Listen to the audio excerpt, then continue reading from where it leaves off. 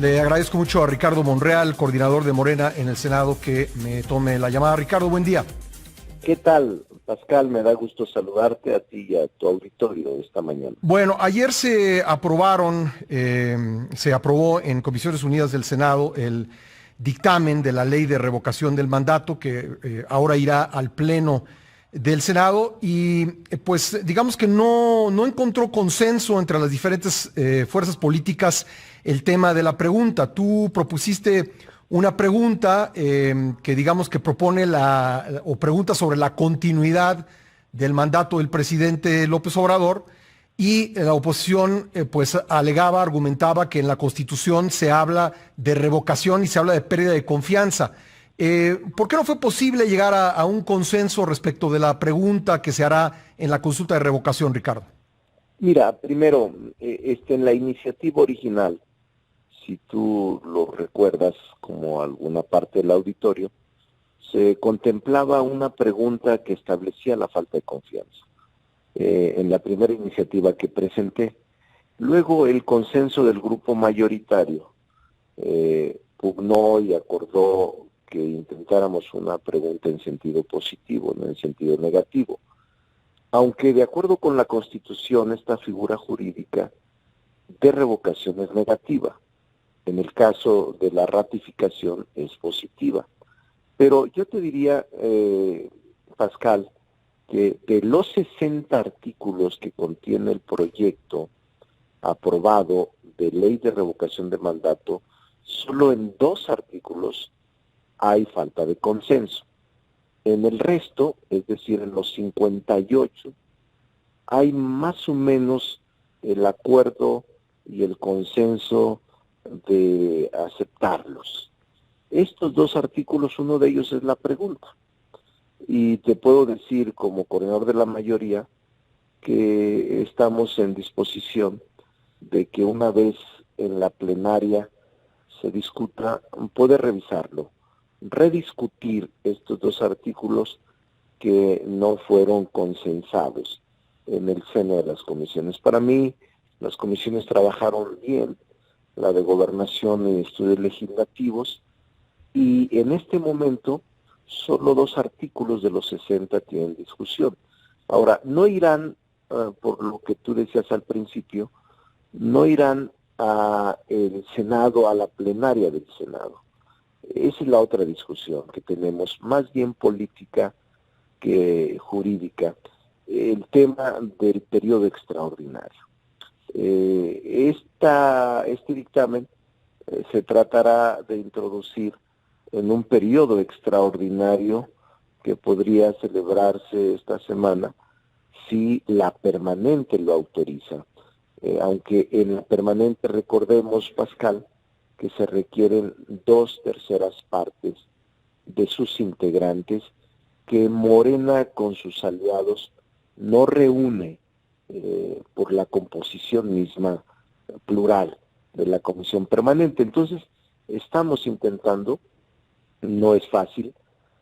Ahora, con motivo del proceso electoral recientemente concluido y la polarización no cesa, se politiza mucho todos los temas, se partidarizan mucho todos los temas y nos es más difícil lograr acuerdos al interior de las cámaras. Al menos lo digo por la Cámara de Senadores. Bueno, en el debate en el Pleno, ¿hay posibilidad de que se alcance un consenso para ir a que yo creo que todo el mundo reconoce que es bueno tener bueno, no todo el mundo, pero mucha gente reconoce, me lo acaba de decir el senador Cepeda, que él reconoce que es bueno tener este derecho, pero ¿valdría la pena que en el Pleno se alcanzara un consenso, Ricardo? Sí, sí vale la pena. Y lo vamos a intentar. Yo estoy convencido de eso. Los consensos generan mayor unidad y sobre todo confianza ciudadana.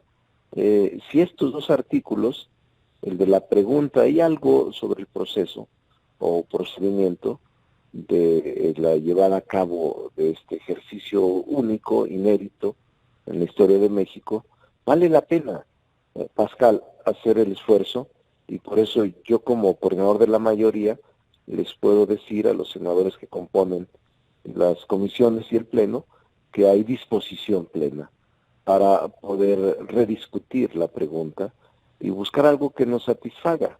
Ojalá y lo logremos, pero hay toda la plena disposición de rediscutir estos dos artículos de los 60 que faltaron. El tema más de fondo es político, en esta figura que para mí es muy importante. Creo que nadie puede oponerse a que los ciudadanos adquieran más derechos en consultas como esta, y espero que superemos el tema del extraordinario. No está tan fácil, mañana lo plantearemos en la comisión permanente, pero si los partidos de oposición que se han autodenominado bloque de contención en el Senado no nos acompañan, por supuesto no tendremos las 2/3 partes, eso me queda muy claro. Ya. Entonces estamos en eso. Yo estoy dialogando con todos en un buen ánimo, con respeto, entendiendo las diferencias de cada uno y su estrategia política. Ricardo, tengo que hacer una pausa obligada. ¿Podrías esperarme un par de minutos y terminamos la conversación? Muchas gracias. Regresamos para concluir la entrevista con el senador Ricardo Monreal. Ya volvemos. 8:41 en el tiempo del centro. Volvemos y le agradezco mucho al senador Ricardo Monreal que me haya esperado en la línea. Ricardo, para digamos responder a señalamientos que se han hecho en la esfera pública en torno de que pues se aceleró la discusión en el Senado de la ley reglamentaria de la revocación de mandato por presión del presidente López Obrador, ¿tú qué les dirías? No, mira, no es así. Obviamente tampoco puedo negar que una opinión del presidente pesa en el grupo mayoritario. ¿Por qué no habría de hacerse así si somos correligionarios y provenimos de un movimiento común? Me parece que es lógico y así ha sucedido en toda la historia del país. Pero déjame decirte una cosa que no es exacto esta aseveración, porque esta ley, esta figura jurídica de la revocación de mandato está publicada desde el 2019, Pascal. Y estamos en falta en el Congreso. Sí. No es apresurada, incluso es irresponsable. Oye, Ricardo, déjame agregar, en varios congresos locales es la misma situación, ¿eh? Claro, porque incluido el Congreso de la Ciudad de México, por cierto. Incluido. Sí. Pero tenemos 2 años que con bombo y platillo aprobamos la revocación de mandato. Y nos dimos 180 días, Pascal, 106 meses para hacer la ley reglamentaria y nadie la hizo. Es decir, estamos en falta porque el plazo se cumplió el 17 de junio, hace 2 meses que debimos haber tenido ya expedida la ley. ¿Dónde está la prisa? ¿Dónde está el apresuramiento? Si lo que tenemos que autocriticarnos es la falta de responsabilidad de los legisladores de cumplir un mandato que nosotros mismos nos impusimos. Por eso resulta necesario discutir y en su caso aprobar las propuestas para emitir la ley federal de revocación de mandato. Ahora bien, esta ley incluso por los otros cuestionamientos, yo te diría que está tardía, pero yo siento que es un ejercicio inédito el hecho de que los ciudadanos adquieran más derechos. Yo estoy convencido. El hecho de que haya democracia directa, estoy convencido de que son instrumentos valiosos que se aplican en varias partes del mundo y que tienen efectos positivos para los gobernados, sobre todo para los gobernados, para que el gobernante se esfuerce en hacer bien su trabajo y no sea revocado ni anticipado su mandato. Esa es la figura jurídica que para mí la más socorrida en materia de democracia directa. Pascal. Ricardo, ¿hubo un cambio, digamos, de percepción tuya respecto de la pregunta? Mira, yo había planteado el tema de una pregunta, tú recordarás, creo que tú mismo lo comentaste aquí en tu espacio, cuando presenté la iniciativa hace como 30 días, 20 y tantos días, iba una pregunta más larga en donde hablaba de la falta de confianza, más en sentido negativo. Y en el grupo parlamentario de Morena se pensó que debíamos trasladarla a sentido positivo. Es discutible porque la misma figura jurídica constitucional de revocación es negativa, la propia connotación jurídica y normativa y doctrinaria. En cambio, la ratificación es positiva. Es discutible todo lo que se está señalando. Sin embargo, lo que tenemos que hacer muy clara es la intención que tiene la revocación. Es decir, una pregunta muy fácil, que esa es la discusión que tenemos otra, es la que tenemos que ir a ella, es simplemente decir, ¿estás de acuerdo o no con que el presidente continúe? ¿O estás de acuerdo en que el presidente termine su mandato anticipadamente? Es eso lo que tenemos que buscar.